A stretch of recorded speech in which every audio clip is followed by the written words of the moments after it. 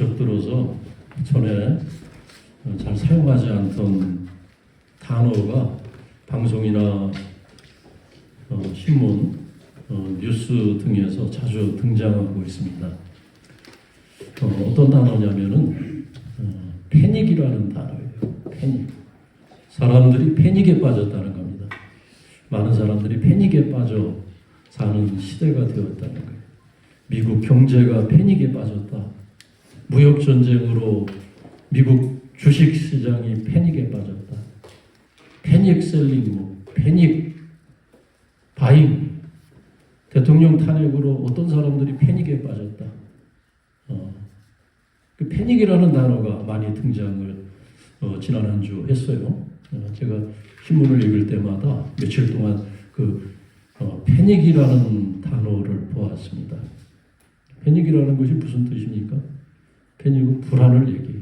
불안 이상의 공포. 공황이죠, 공황.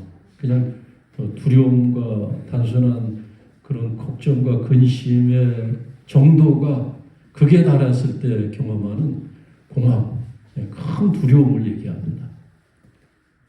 이런 큰 두려움과 공황이 안개처럼 온 세상을 뒤덮고 있는 것이 아닌가. 그래서 사람들이 뭐 패닉에 빠졌다. 여기도 패닉, 저기도 패닉. 뭐 물건을 사도 패닉, 그 바잉이라고 하고 물건을 팔아도 패닉 셀링이라고 하고 정신이 없다는 거예요, 세상이. 혼돈과 무질 속에서 많은 사람들이 두려움과 공포를 느끼고 있다.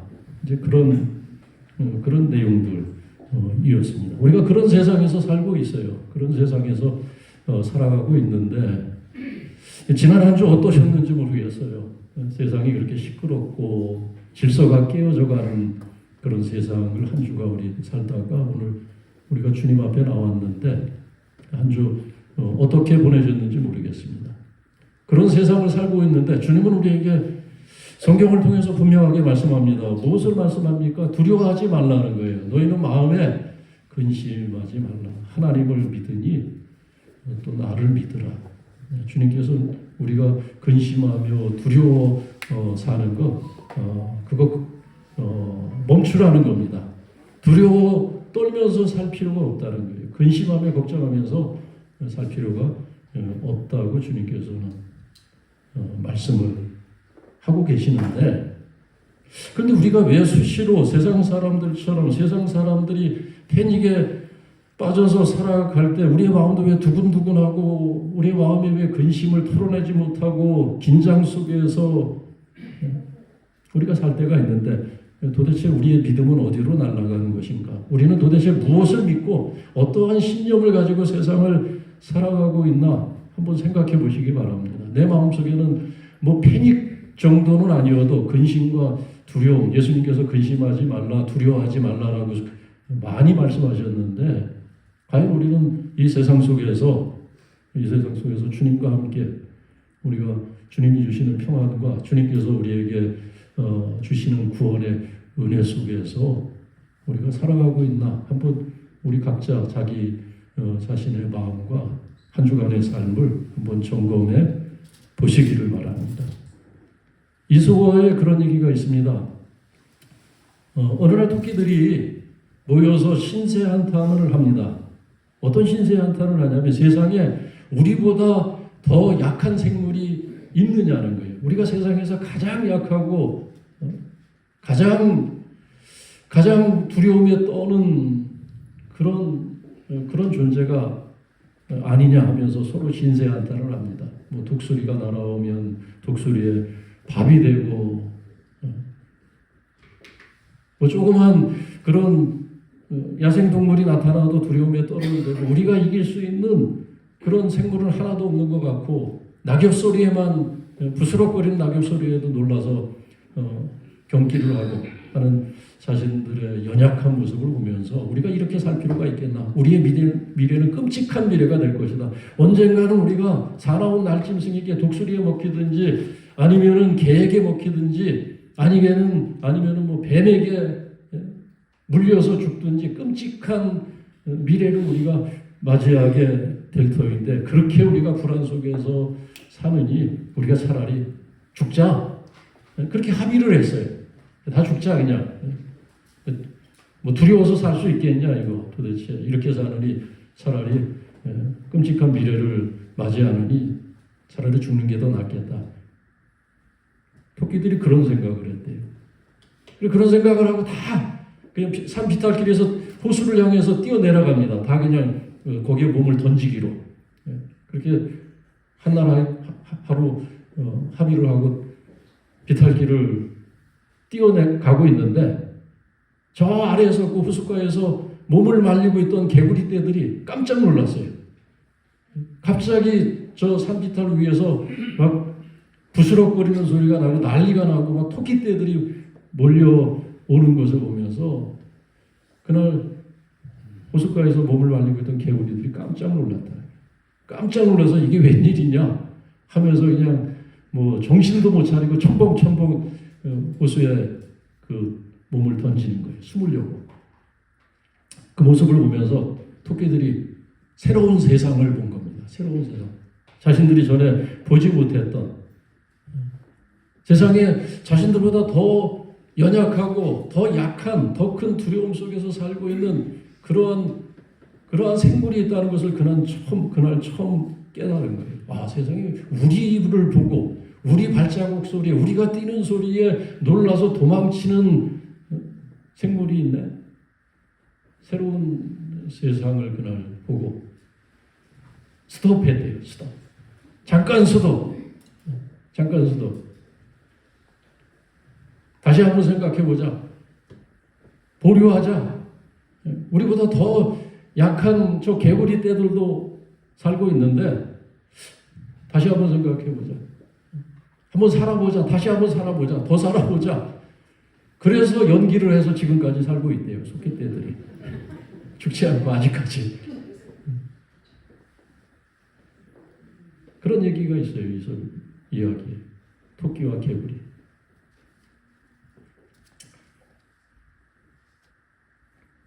오늘 초대받은 요셉의 형제들, 보통 그런 식탁의 자리에 초대받은 것이 아니라 거창한 그런 오찬의 초대를 받았어요. 요셉이 그 집의 총지기에게 이른 것을 보면은 저들을 집으로 인도해서 짐승을 잡고 준비하라. 살찐 그런 송아지든 살찐 양이든 풍성한 그런 음식을 준비하고 오찬의 자리에 총리의 관저에서 준비된 오찬이니까 얼마나 거창하고 얼마나 산의 진미가 잔뜩 아마 쌓였을 거예요. 그런 자리에 초대를 받은 겁니다. 과분한 초대를 받았어요. 근데 그 식탁의 자리에 초대받은 요셉의 형제들, 그들은 즐겁지가 않습니다. 야, 이게 우리가 웬 은혜냐? 우리에게 이런 기회가, 우리가 총리의 관저에 우리가 초대를 받았다니 하면서 즐거워하고 기뻐하고 뭐 인증사진을 찍고 그럴 마음이 전혀 없었습니다. 오히려 반대로 그들의 지금 상태는 어떠냐면 18절에서 그 초대를 받은 그 형제들의 마음이 지금 어떤지를 잘 드러내고 있습니다. 두려워해야 한다는 거예요. 두려움이 가득했어요. 두려움이 가득해서 저들이 하는 말이 뭐냐면은 우리가 끌려간다고 생각을 합니다. 우리가 끌려드는 도다. 초대받았다고 생각을 하지 않아요. 우리가 영접받았다고, 우리가 은혜를 받았다고 생각을 하지 않고 우리가 끌려간다 지금. 그리고 우리가 억류될 것이다. 억류하려고 우리를 지금 끌고 가는 것이다. 그리고 우리를 잡아서 노예로 삼을 것이다. 우리는 이제 애굽 사람의 노예가 될 것이다. 종이 될 것이다. 우리 나귀를 아마 빼앗으려고 하나 보다. 요셉이 뭐가 아쉬워서 그 형제들의 나귀 새끼 몇 마리를 빼앗고 그들을 종으로 삼을 것이면 벌써 포승줄에 묶어서 끌고 갔지 무엇 때문에 여기까지 끌고 왔겠습니까? 쓸데없는 걱정을 하는 거예요. 쓸데없는. 우리가 걱정과 불안에 떨 때 사실은 여러분 쓸데없는 걱정을 할 때가 거의 대부분입니다. 쓸데없는. 사실이 아닌 일어나지도 않은 일 가지고 혼자 상상하면서 왜곡된 생각 때문에, 자신의 왜곡된 생각 때문에 혼자 걱정하고 혼자 근심하는 경우가 많이 있어요. 사실 보면 나쁜 상상. 지금 18절 말씀 읽어보면은 얼마나 이들의 생각이, 상상이 왜곡된 나를 깨달을 수 있어요. 이들의 삶이 자신들의 삶의 경험 때문에 그래요. 아버지 속이고 자기 형제를 팔아넘기고 죽는 데 넘겨주고 세겜 사람들 속이고 할례를 명분으로 해서 세겜 사람들 속이고 세겜 사람들 원수 갖고 원수를 배나 갖고 7배로 원수를 갖고 이들의 삶이 거칠었어요. 이들은 어떤 환영이나 친절 그런 걸 경험해 본 적이 없는 사람들입니다. 그러니까 사람은 자기가 살아온 삶을 벗어나지 못할 때가 많이 있어요. 누구를 환대해 본 적도 없고 누구에게 친절을 베푼 적도 없고 그런 환대를 받아본 적도 없고, 그러니까 환대와 친절을 받으니까 이거 날 속이려고 하는 거다. 내게 사기쳐서 뭔가 내게 빼앗으려고 하는 것은 아니 은혜를 줘도 은혜 방법 받는 방법을 가르쳐줘도 오해를 해요.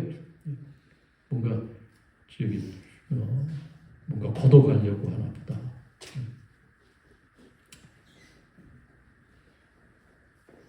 어떤 분이 건강검진을 하고 잔뜩 걱정하는 것을 보았어요. 잔뜩 걱정.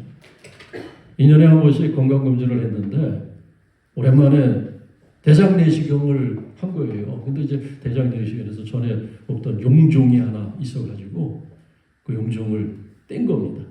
그 용종 뭐 대수 아니잖아요. 뭐 용종은 누구에게나 한두 개씩 나오고 또 그거 떼버리면은 뭐 또 별 문제 없는 건데 용종 하나 전에 없던 게 생겨가지고 잔뜩 걱정을 하면서 울상을 하면서 안 붙던 안보험을 서너 개씩 붙고 수심에 가득 찬 분을 옛날에 만난 적이 있어요. 그런 분이 있어요. 너무 예민해. 너무 예민해. 그 용종 중에서 다 암이 되는 게 아니잖아요. 용종 중에서 극히 일부만이 선종이고 그 선종 중에서도 극히 일부만이 암으로 이렇게 진행이 되는 거라 그러더라고요. 누구에게나 용종은 나와요. 근데 그것 때문에 이거 암이 아닐까 멀쩡한 사람이 근심하고 걱정하는 진짜 암이 생기지 않겠어요? 지금 요셉의 형제들이 이 좋은 날, 이 기뻐해야 되는 이날, 감사해야 되는 이날, 지금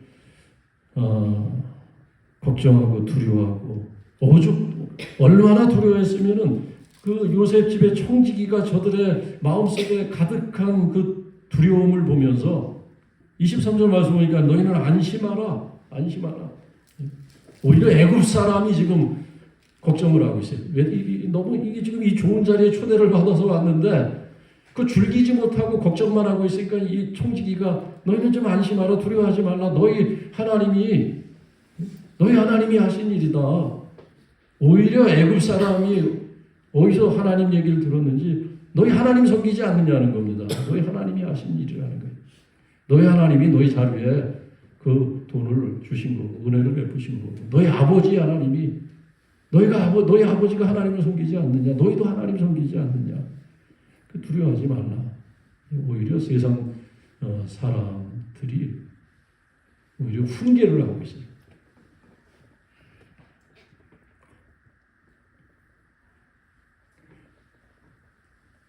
왜 그렇습니까? 오늘 왜 이런 일이 있었습니까?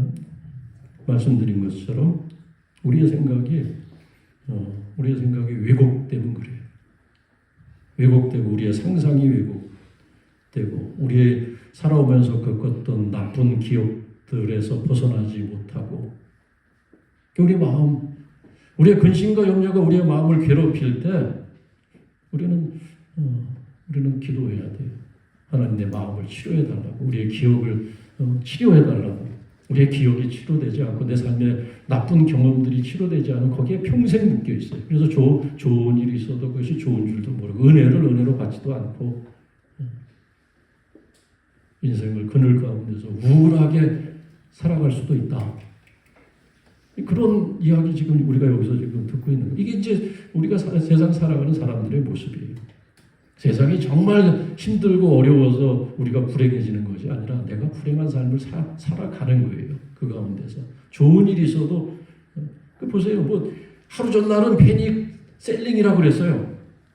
뭐 난리가 났대요. 주식 시장이 무너지고 그러면서 또 이틀 지나니까 뭐 조금 좀 이제 낮아진다고 하니까 뭐 유예가 됐다, 관세 유예됐다 하니까 그 다음 날은 그 이틀 후에 또 신문에 보니까 뭐 패닉 바잉으로 바뀌었어요. 불과 이틀 만에. 그러니까는 생각이 왜곡되고 자기 경험에서 벗어나지 못하는 사람들은 이래도 두렵고 이래도 패닉이고 저래도 패닉이고 끊임이 없어요. 그건 내 문제예요. 세상의 문제가 아니라 내 문제다라는 겁니다. 그러나 더 큰 이유가 있습니다. 우리가 불안과 긴장 속에서 헤어나지 못하는 그런 삶을 사는 더 큰 이유가 있는데 그것은 뭐냐? 오늘 말씀 속에서 답을 얻으면 그것은 무지와 불신입니다. 알지를 못해. 알아야 될 것을 뭐 그렇다고 무슨 아주 복잡한 그런 수식을 아는 것이 아니라 아주 단순한 사실을 몰라요. 그리고 불신입니다. 어떤 무지입니까? 요셉의 형제들, 요셉을 알지 못하는 거예요. 요셉과 자신들의 관계를 알지 못하는 겁니다. 그것만 알았더라면 요셉의 진심, 자신들을 향해서 요셉이 얼마나 많은 수고를 하고 요셉이 얼마나 많은 양보를 하고 그가 자신들을 받아들이고 용서했는지 그 요셉의 마음과 요셉과 자신들의 그 혈연 관계 그것을 알았다면 이렇게 두려워 떨면서 근심하지는 않았을 겁니다. 우리도 마찬가지. 우리가 하나님을 모르면 우리가 주님의 은혜, 주님께서 우리를 위해서 얼마나 수고하셨는지, 주님께서 우리를 받아주시고 우리를 영접하시기 위해서 주님께서 얼마나 고생하셨는지. 여러분, 십자가라는 것은 뭐예요? 주님의 섬김 아니겠어요? 우리를 향한 가장 큰 섬김, 제자들 발을 씻기시고 먹이시고 가르치시고 한 것도 섬김이지만 가장 섬김의 절정은 주님께서 우리를 위해서 십자가 지신 것보다 더 큰 수고, 더 큰 친절과 은혜가 어떻겠습니까? 그걸 모르는 거예요. 그걸 모르니까 그냥 잔물겸만이라도 폭풍이 일어날 것이다 걱정하고 구름 한 점 나타나도 폭우가 쏟아질 것이라고 걱정을 하고 끊임없는 걱정과 두려움 속에서 살게 됩니다. 오늘 여기 보면 이 형제들이 요셉의 집의 청지기 앞에 19절부터 22절 말씀 보면 굽신굽신거리면서 자신들의 무죄를 변명하고 있습니다. 우리가 이런 일이 있는데 이게 돈 우리가 훔친 것이 아니라 누가 넣었는지 여기 돈이 그대로 있다. 우리 다 그 돈 도로 가져왔고 또 그 곡식 살 돈도 더 가져왔다. 청지기 요셉 집의 청지기는 종이에요. 종 앞에서도 굽신거리면서 자신들의 무죄를 변명하면서 안 해도 될 말을 지금 온갖 말을 지금 하고 있어요.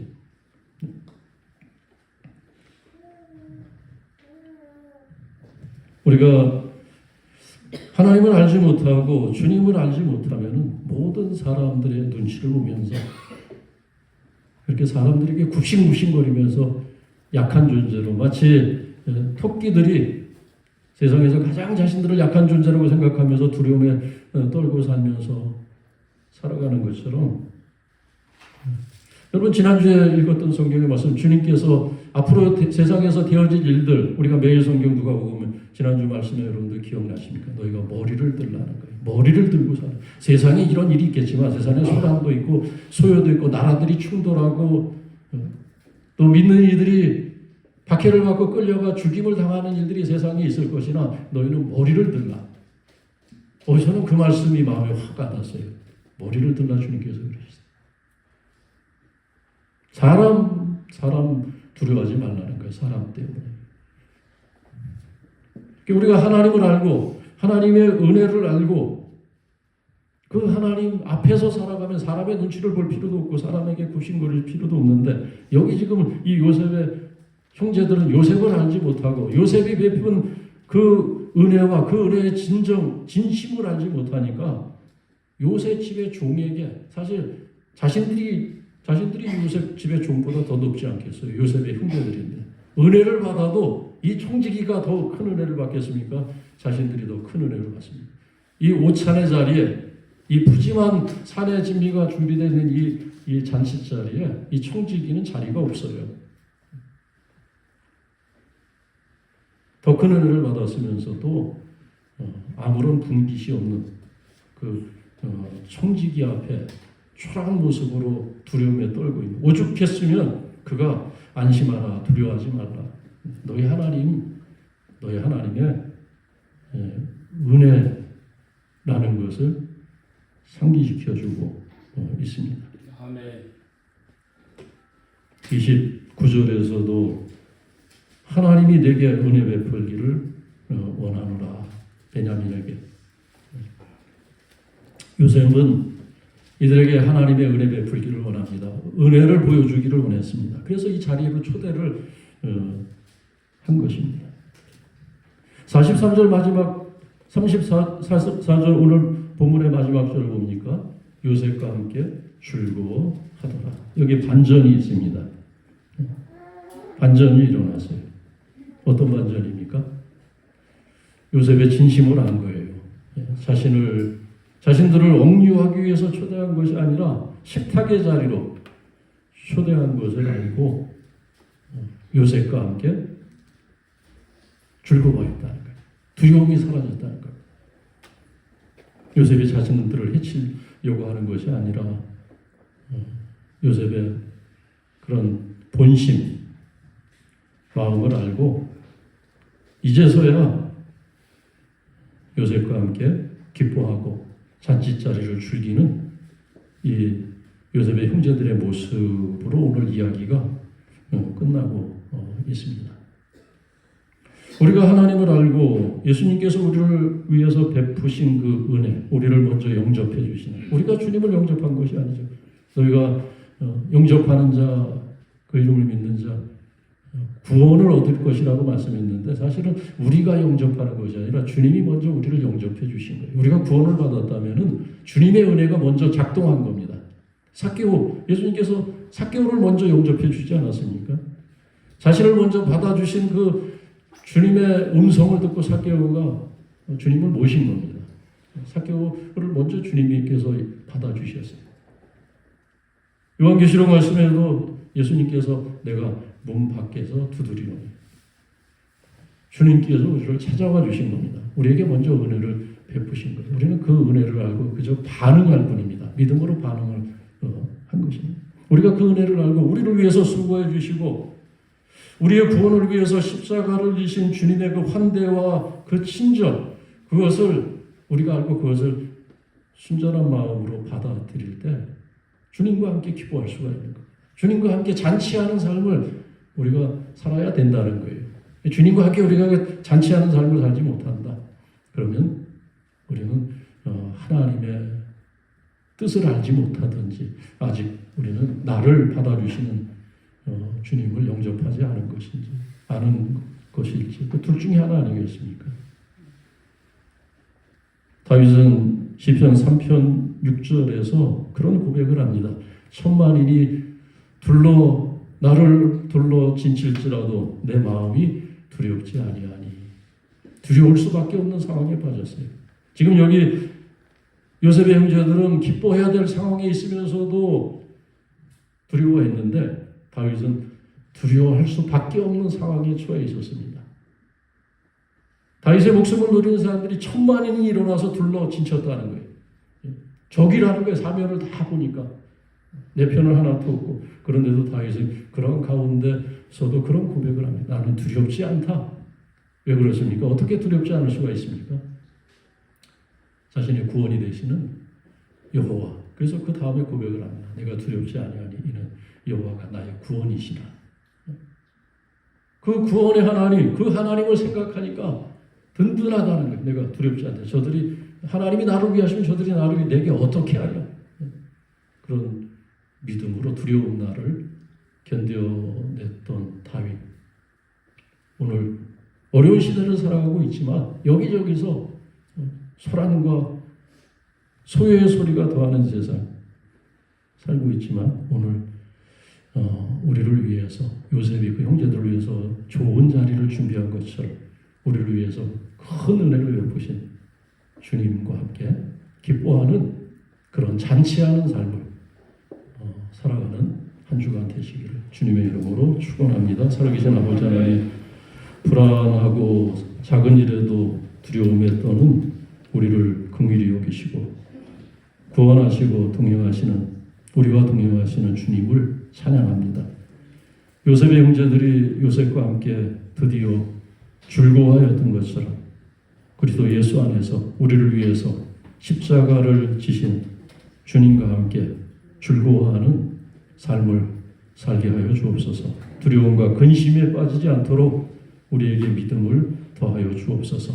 예수님의 이름으로 기도하옵나이다. 아멘.